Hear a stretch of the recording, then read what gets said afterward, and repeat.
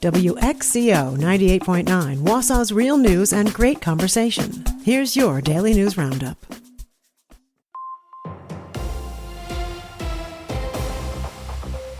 For Civic Media News, I'm Connie Fellman. The Manitowoc County coroner says an elderly man had been dead for more than 6 months when he was found in a home in Two Creeks, near his sister, who died just days before being found. Authorities say 82-year-old Kenneth Krall and his sister Sandra Krall were found in their home last February after deputies were called for a welfare check. The coroner believes the sister died from heart disease days before she was found. Her brother's manner of death was declared undetermined due to extensive decomposition of his body, but no foul play is suspected. Authorities found utilities to the home had been shut off in December. Neighbors' reports of a prolonged outage and no contact with the Kralls led to the discovery. A new push to expand passenger rail across Wisconsin is getting underway with the conference in Milwaukee this week, highlighting plans to connect cities and boost the economy. The High Speed Rail Alliance and Newland Enterprises are hosting the event Thursday at the Oriental Theater. Leaders from Milwaukee, Racine, and across the state are set to speak about building stronger intercity rail service. A key focus is the MARC Passenger Rail Commission's plan to link Milwaukee, Racine, and Kenosha along the lakeshore. The project is still in the study phase.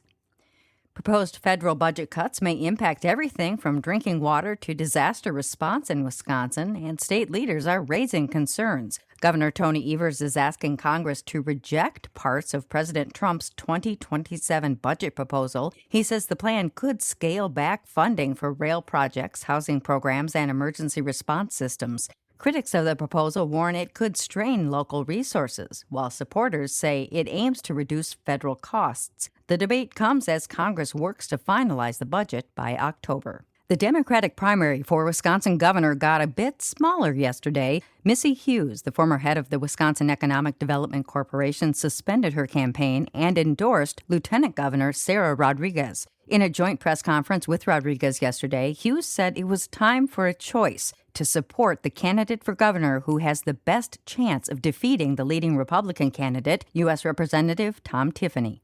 It's time to make a choice. And I believe in this moment of looking at my campaign and looking at this race that true leadership means stepping aside and making sure that we coalesce around someone who can win in November. Hughes said Rodriguez has the right experience and can build the broad coalition Democrats need to win.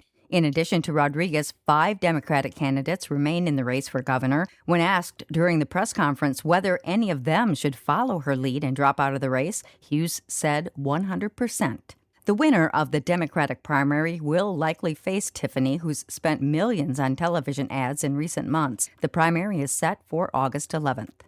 Dozens are speaking out against dog testing at the University of Madison, Wisconsin. Protesters gathered at Library Mall over the weekend, many holding signs saying, "Save the dogs" and "Free the animals." One demonstrator told 27 News the protest was meant to keep the momentum rolling after Ridgeland Farms sold off all their beagles to animal groups. She mentioned that result came in part from protests, increasing pressure on Ridgeland Farms, and they hope the same can be done at UW-Madison. And that's your state news update. I'm Connie Fellman for Civic Media News.